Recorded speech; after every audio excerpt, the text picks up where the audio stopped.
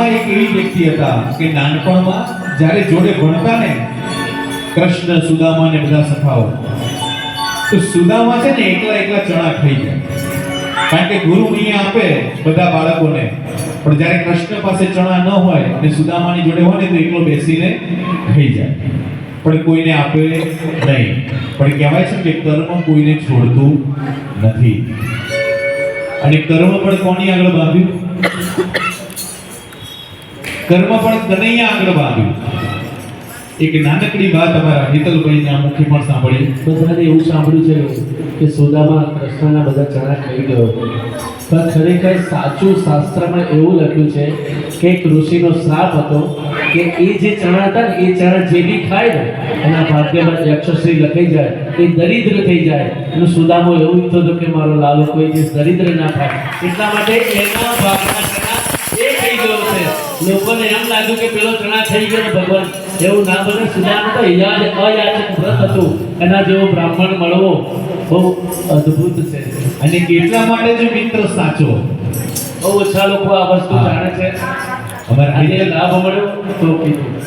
મારા હિતલભાઈએ કીધું, આમ તો બધાને એવી જ ખબર છે કે ચણા સુદામા ખાઈ ગયા, પણ કેમ ખાધા છે ને? હા, કારણ કે સાચો મિત્ર તો ને એટલે જ ચણા ખાધા છે, બાકી ખાધ નહીં. અને કહેવાય કે મિત્રની સરસ મજાની વાત છે.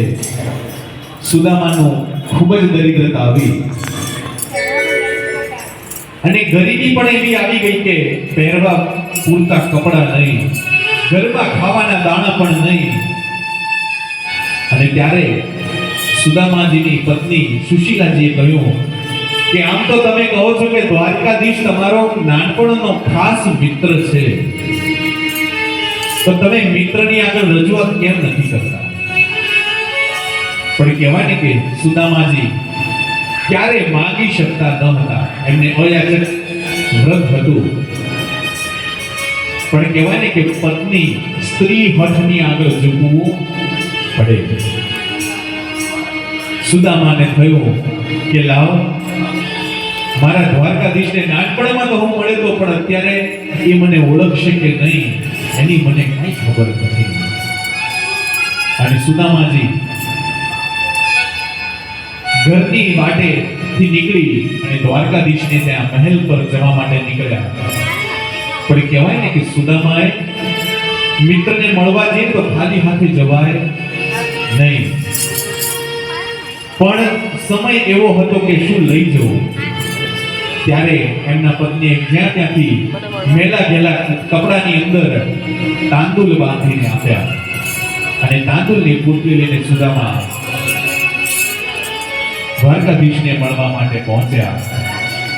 અને ત્યાં દ્વારકાધીશને ત્યાં પહોંચીને મિત્રને મળવા માટે જેમ અધીરા થયા ને, અને ત્યાં જ એમના દ્વારપાલો, દ્વારકાધીશના દ્વારપાલોએ રસ્તા પર અટકાવ્યા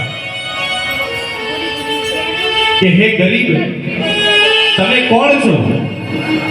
તમારો પરિચય આપો. ત્યારે સુદામાએ કહ્યું કે અંદર જે સોનાના હિંડોળે જે બેઠો છે ને દ્વારકાધીશ, એ મારો નાનપણનો મિત્ર છે. તમે ખાલી મારું નામ આપજો કે સુદામો આવ્યો છે. ત્યારે મારો વાલો, અને એવું કહે છે કે સુદામો આવ્યો છે ને તારો પેલો ચણાનો ચોરવા વાળો આવ્યો છે. હા, અને દ્વારકાધીશને ખાલી એટલા સંદેશો આપો કે તારો સુદામો નાનપણનો સખો આવ્યો છે, તારો ચણાનો ચોરનાર આવ્યો છે. અને ત્યારે સરસ મજાના ગીતની રચના અહીંયા આગળ કરી છે, ભજન સ્વરૂપે લઈએ.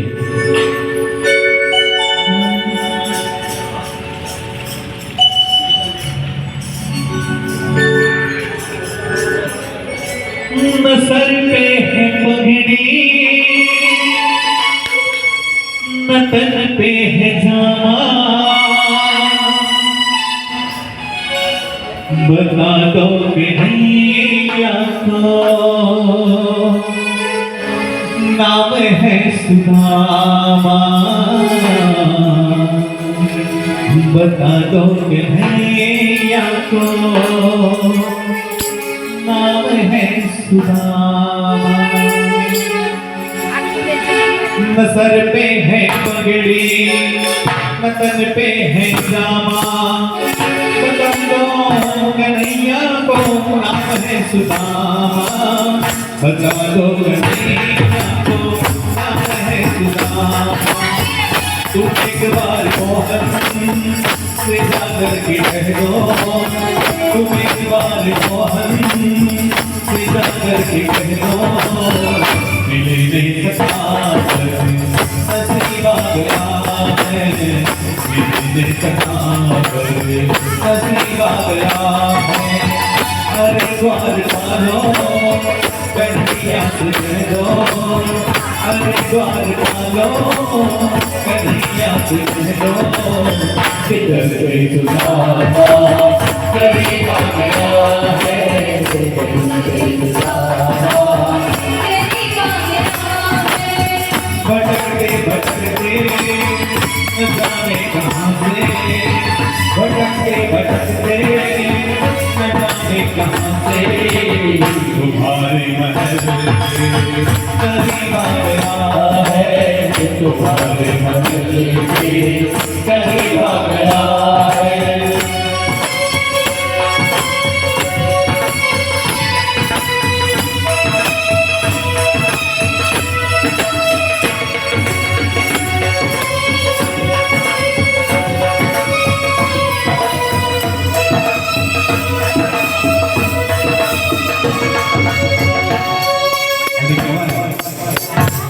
સુદામાના આવ્યા છે એવા દ્વારપાલે જેવો સંદેશો આપ્યો અને દ્વારકાધીશને ખાલી જાણ થઈ કે મારો નાનપણનો સગો સુદામા આવ્યો છે અને ત્યારે જ દોડીને દ્વારકાધીશ ગાડા ગેલા થઈ ગયા અને દોડીને નથી પગમાં મૂંજડી કે પિતાંબર પણ ક્યાંય પડી ગયું છે કોઈ જ ખબર નથી, દોડીને વ્યાકુળ બની જાય છે કે મારો મિત્ર આવ્યો છે, મારો મિત્ર આવ્યો છે।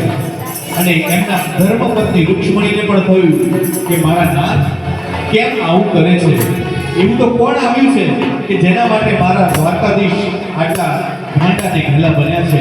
તો એની એક સરસ મજાની રચના આગળની કડીમાં લીધી છે।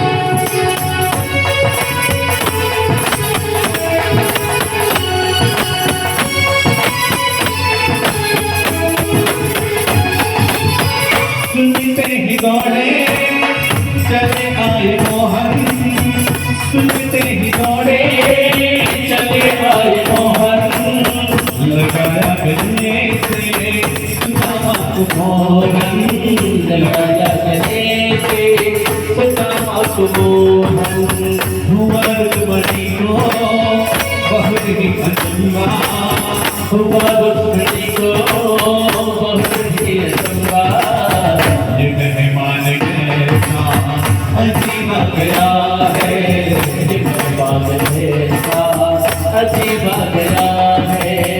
अरे द्वार पालो कन्हैया से कह दो, अरे द्वार पालो कन्हैया से कह दो, किधर गई सुदामा करीब आ गया है, किधर गई सुदामा करीब आ गया है।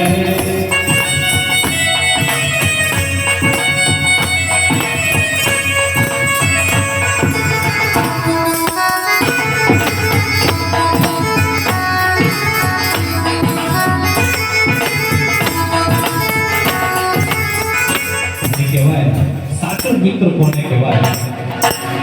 કારણ કે મિત્રને જોઈને એની આંખ વાંચીને અને એની પરિસ્થિતિ શું છે એનો ભાગ મેળવીને ને એ સાચો મિત્ર। અને સુદામા જ્યારે દ્વારકાધીશને મળીને જ્યારે ભેટે છે, પણ કૃષ્ણ તો કોણ જગતનો નાથ કહેવાય, ત્રણેય કાળનો જ્ઞાની, એના મિત્રની પરિસ્થિતિ શું હતી ને એને ક્ષણવારમાં જ જાણી લીધી। પણ કહેવાય ને કે કર્મની કઠણાઈ અને નસીબમાં જે લખેલું હોય એ ભોગવ્યા વગર છૂટતો નથી। અને ત્યારે